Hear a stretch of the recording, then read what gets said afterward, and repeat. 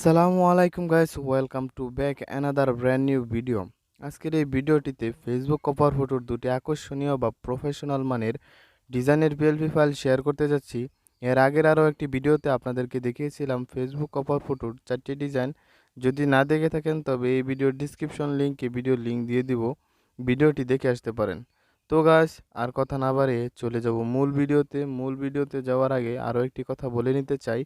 আজকের এই দুটি পিএলপি ফাইল ডাউনলোড করতে আপনাকে 6টি পাসওয়ার্ড সংরক্ষণ করতে হবে, যা এই ভিডিওর বিভিন্ন অংশে দেওয়া আছে।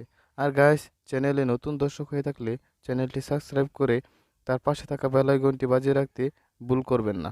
আর গাইস, এই ভিডিওটি অবশ্যই একটি লাইক এবং একটি কমেন্ট করে যাবেন।